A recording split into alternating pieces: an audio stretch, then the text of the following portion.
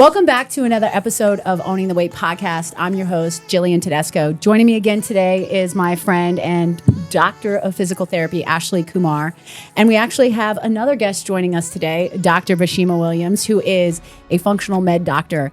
And today we are talking about another topic for the pillars of thrive, just don't survive. We are going to be hitting on nutrition today. So I'm really excited to have these ladies here with me today. If you guys have listened to my podcast for a while, you've probably heard Dr. Baisma.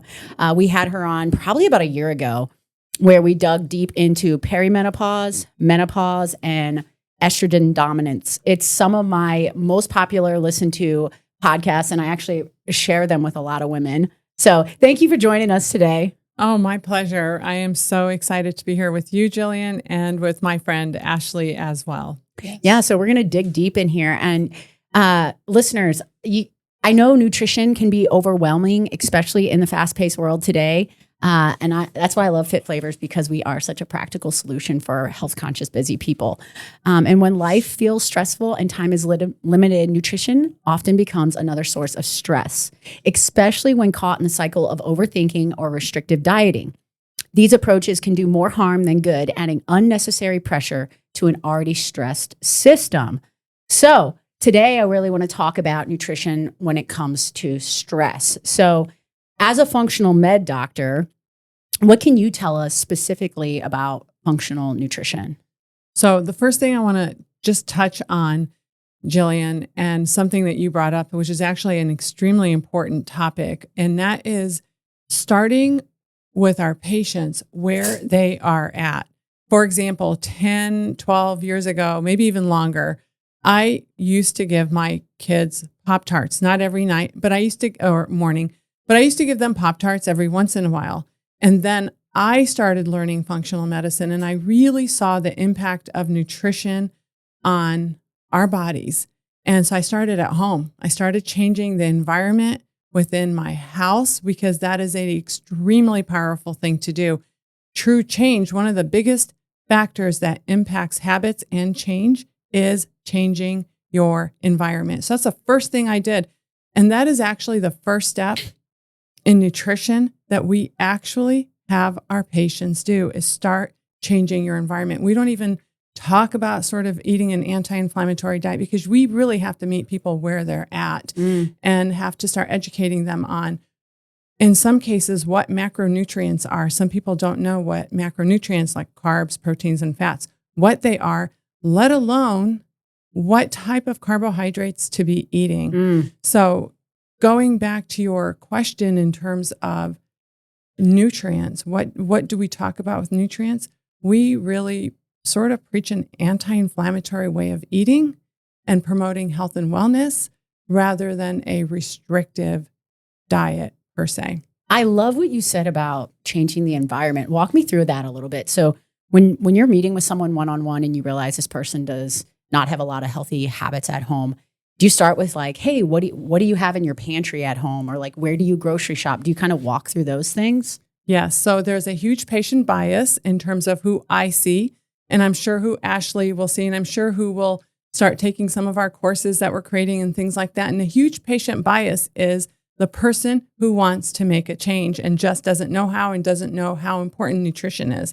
So when we walk them through it, we actually have a 2-week sort of clean out period already as part of our educational series. And that part of that clean out series is clean out your pantry, get rid of the sugary cereals that have a whole bunch of artificial flavors and colors and all that crap in it, which are causing a lot of systemic inflammation.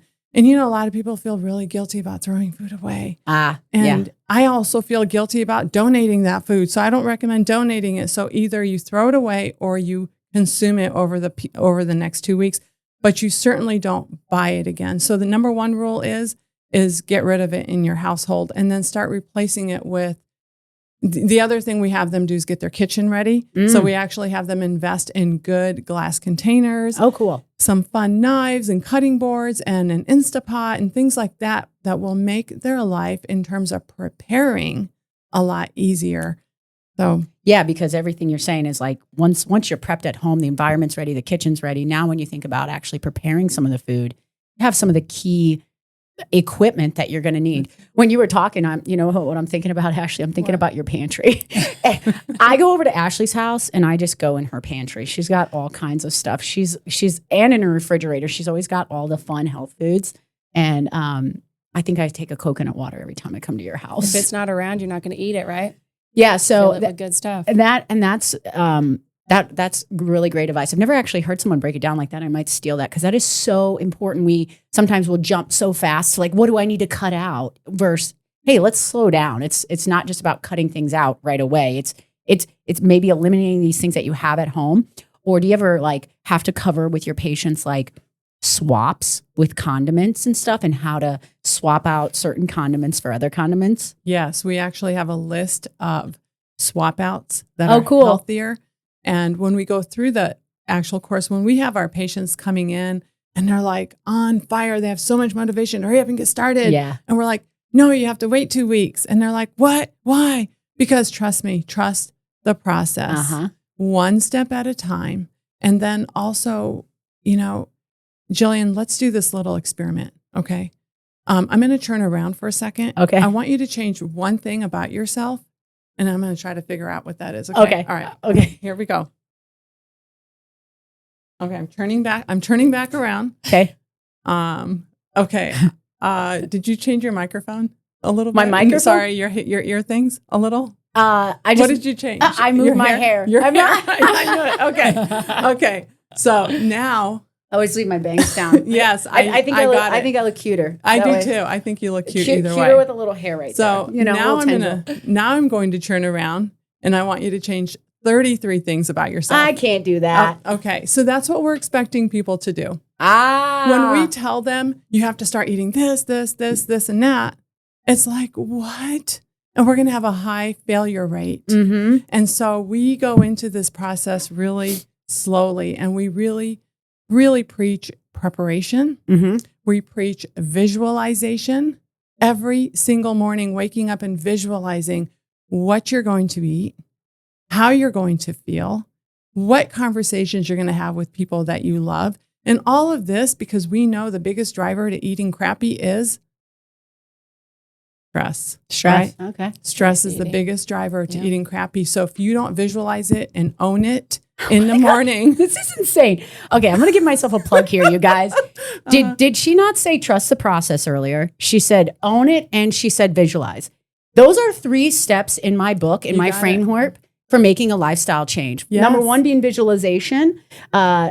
At the bottom, owning the process and the failures, and then trusting the process. That's right. So my book is all about how to shift your mind when you're going through all of this, because it is so challenging for people, because like you said, they want it right now, and it takes time. Mm-hmm. So you said, you know, occasionally when you not occasionally, but when you get them through that point of, okay, slow the roll. Yes. Let's go into this with a little slower approach.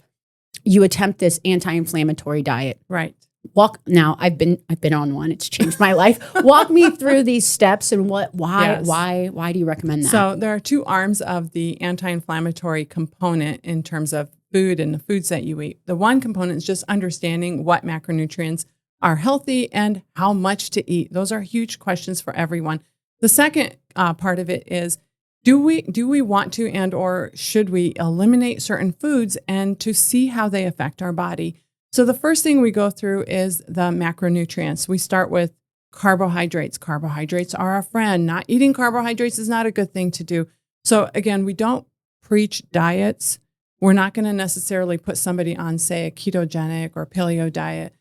We do definitely toggle between the amount of macronutrients that we recommend for certain people, but we're certainly not going to be, you have to do this or that. And you know what? We also have this imaginary restart button that you can push whenever you sort of, you know, mess up or whatever it is, whatever happens. But we start with carbohydrates. We start with eating what we call the MVPs of your food, the minerals, vitamins, and phytonutrients, which are in vegetables and fruit, anything that has color to it.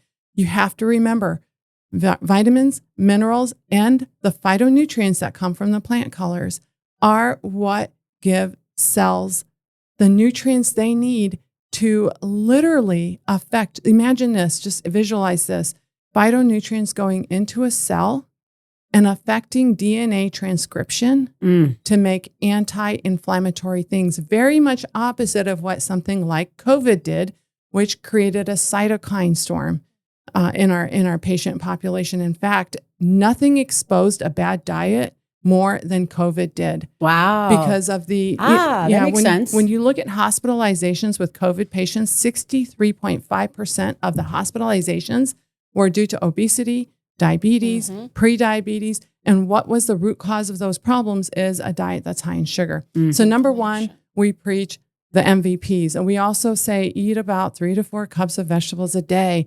And this is where some of the secret hacks come in, because my patients are like, well, how do I eat 3? I don't eat that many. But you know what? Start eating a salad every day for lunch. It's an easy way to get 2 cups of vegetables in.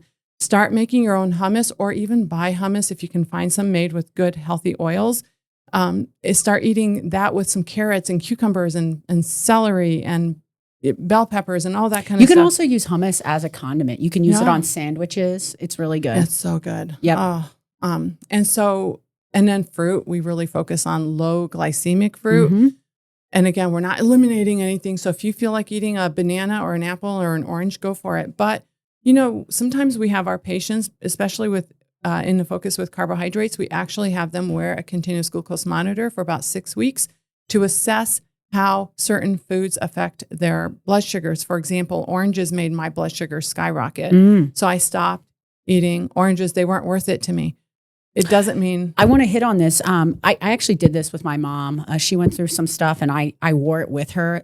What is that thing called? I'm wearing the continuous one right glucose now. monitor, I really CGM. like the new one, Lingo. So it's right here. I just covered it with tape. But Lingo is only $43 or $49 for a 14-day trial. But I'm really noticing whenever I'm stressed and eating, even if it's healthy, like rice, couscous, I can spike up to 200. Stress and eating, there's a huge connection to that as well, right? Yeah, there is. So one of the things my mom said she noticed was like if she'd get a little bit of a spike after a meal, if she would just go outside and walk for 10 minutes, Yeah. her blood sugar would drop significantly. That's right.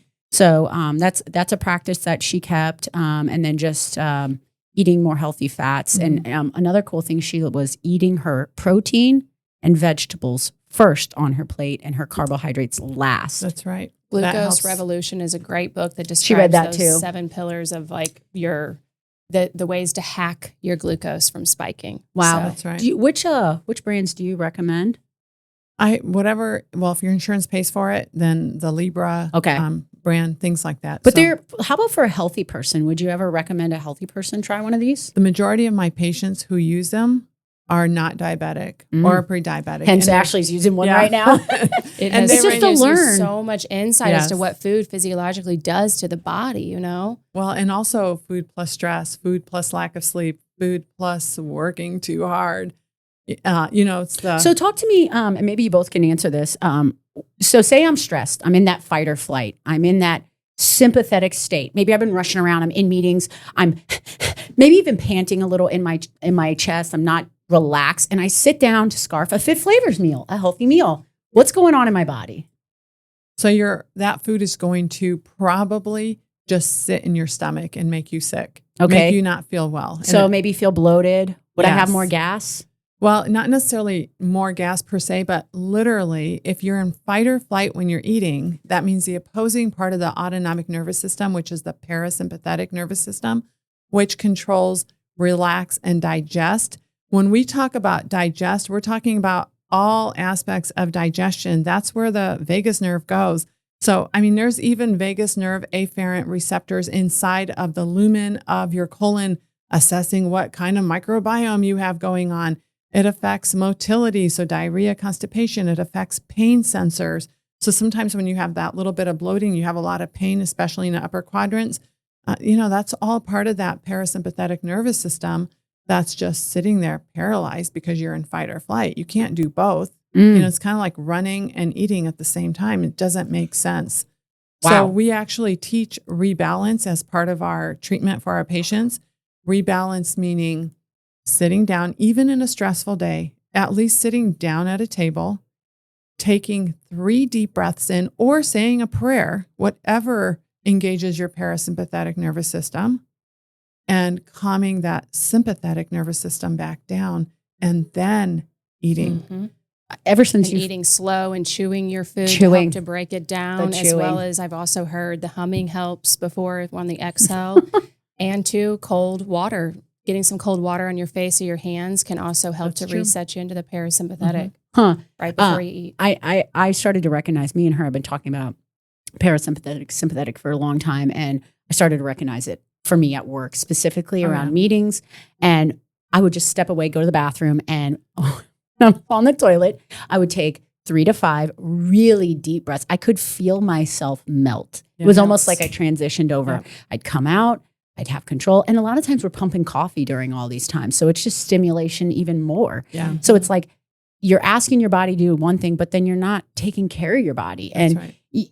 we so much look at the physical appearance, but there's so much to the inward of what's going Yes, on there in our is. health. And a lot of what we're talking about with, quote, wellness lives within the body. You mentioned all this stuff about cells. We're talking about the vagus nerve. We're talking about digestion, even going to the bathroom. And so like stress does put this other layer on you that when you're, so is there anything that can happen with nutrients not getting absorbed if you're fully stressed? Yes. So if you eat a healthy meal that you paid a lot of money for, Mm-hmm.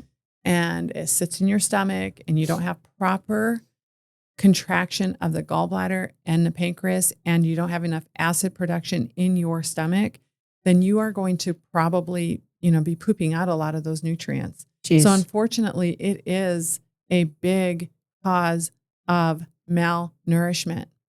Stress. And stress. And dysbiosis, What's which that? is what Dr. Williams diagnosed me with whenever we first met. I had finally found someone who could help me with my hormones.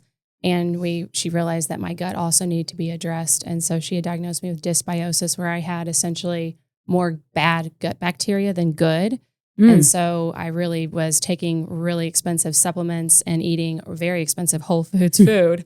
And I was not really absorbing it. So, Oh, wow. yeah, Wow. a lot of things happen when that stress system hits. Yeah. So I think the wake up call today is if you're like, man, I might be stressed, is how can I just calm myself down throughout the day as I'm thinking about food and nutrition? And it's taking a couple deep breaths, maybe sitting down while you're eating, shut off the electronics, maybe eat with a friend, have a meaningful conversation, set your fork down in between bites. I tell my husband that. I'm like, Jason, put the fork down. I think we all tell our husbands that, to be honest. He just eats so quickly. Yeah. It's like, aren't you enjoying it? So Enjoy it. let me ask you this. Give me your 5 top secrets for making eating healthy easy. Okay, so number 1 on the list, I'm just going to go through some of the things I personally do. And I've also recommended this to a lot of my patients.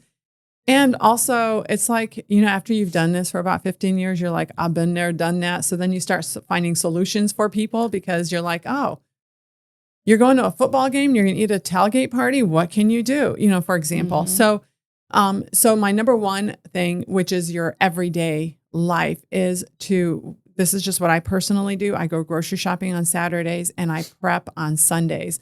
Now, during football season, I am a huge fan. So I will prep usually during the Chiefs football game, because why not do 2 things I love at the same time?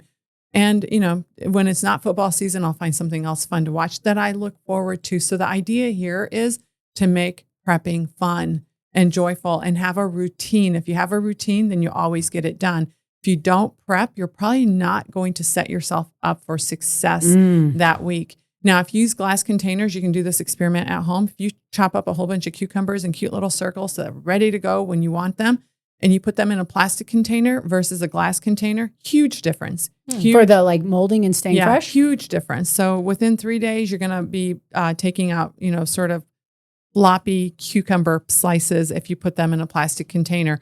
So you have to have those glass containers on the ready to go. Get rid of all your plastic things anyway, for so many other reasons, including, toxin exposure.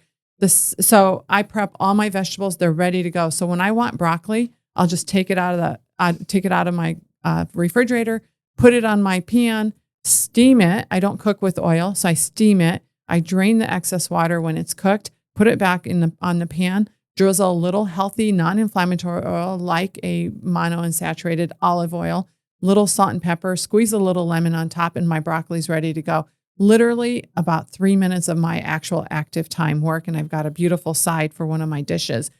So preparation is of utmost importance. The second thing with proteins and prepping proteins is to buy protein in bulk if you don't like to necessarily cook it. I personally do eat a little chicken now. I used to be vegan, but I do eat a little chicken now, and I actually buy a rotisserie chicken once a week, and that's good enough. And Fit Flavors has protein too that you can buy, right? Our bulk proteins. Yes. That's why you buy it, so that you can make a quick little vegetable side, got your protein already done, and you've got your dinner. It does make, if you are really like, I want to start meal prepping, it is a pretty big undertaking. It's a lifestyle change, and it can take 4 hours without grocery shopping. So Fit Flavors can come in and be an aid and save you from doing all the things, or maybe you do it one weekend and you can't the next. So that's when you really lean on Fit Flavors, and you have to learn what works for your lifestyle. Everybody's not home every Sunday. If you're a busy mom with sporting events, like Jason and I are in the thick of it right now. We got 9-year-old and 11-year-old, and Sunday we might have 3 or 4 games, and we're trying to go to church. I'm happy if I cook dinner that night. And that's why we eat Fit Flavors. So depending on where your lifestyle is, if you can make the time for that, and I used to do that all the time. But if you can't right now, don't be discouraged. There's other ways around it for sure. That's right. And the reason why I shop on Saturday and then prep on Sunday, break it up, is I have to break it up. Otherwise I'm doing it for too like much. 4 hours, and that's way too much. It's a lot. And then you get burnt out. And for moms who are working and have sporting events, you can even order your groceries online now. I have shipped. I love it. It's changed my life. Whole Foods delivers. Yep.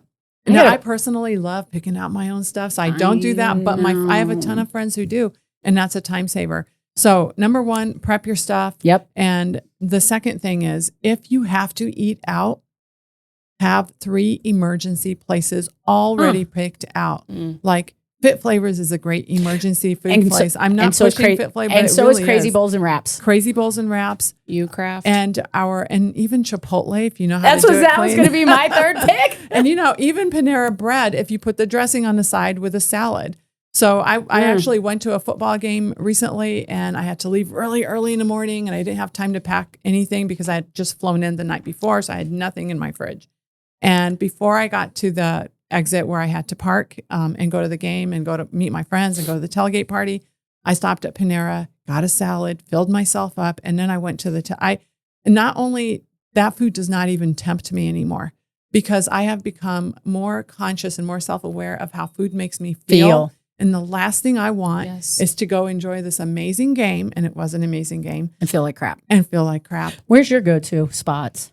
So unfortunately, I have to say, like some nights after work, a long day's work, I'm not going to cook dinner. So I DoorDash. I have some good DoorDash saves.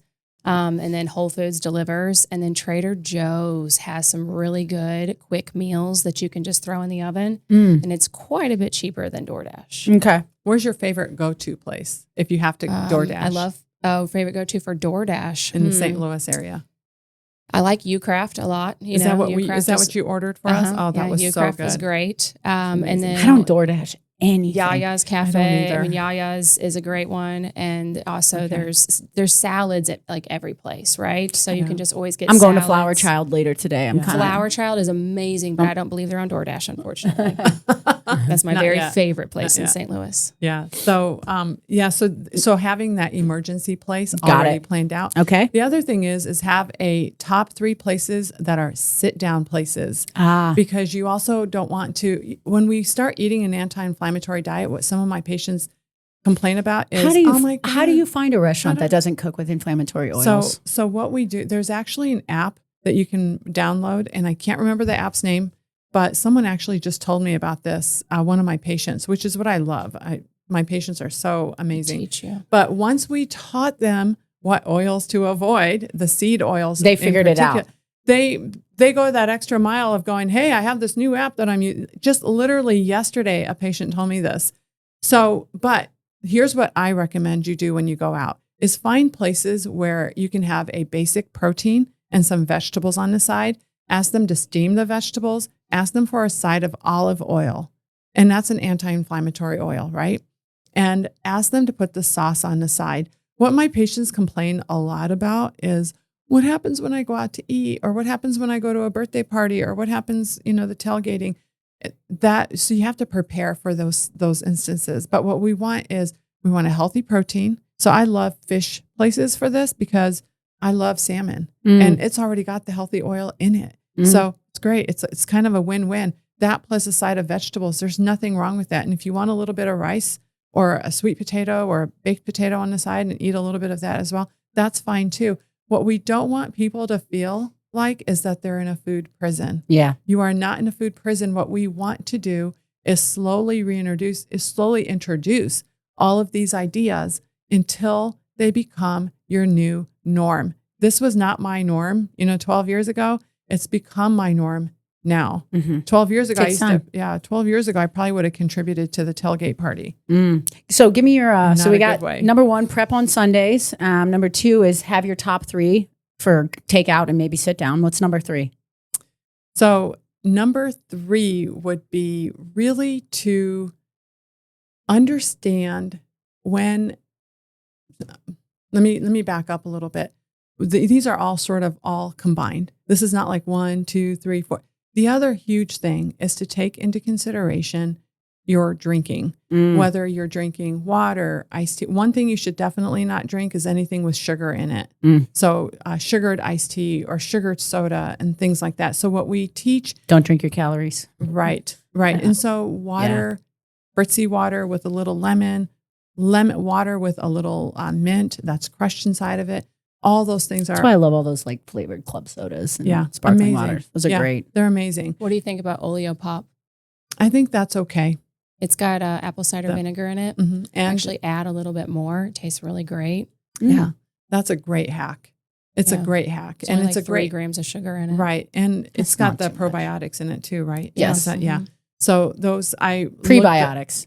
Prebiotics. Prebiotics. So I looked those up for my nephew because my nephew wanted something like that. And it's a great alternative, especially a great alternative to soda. And also the other thing that we never did in our house, thank goodness, and now the more I learn about it, the more I don't do it, is the sugar fruit juices, apple juice, orange juice. Those things just way spike your sugar. And really, if you want an orange, eat an orange or an apple. So at least you get the fiber with it.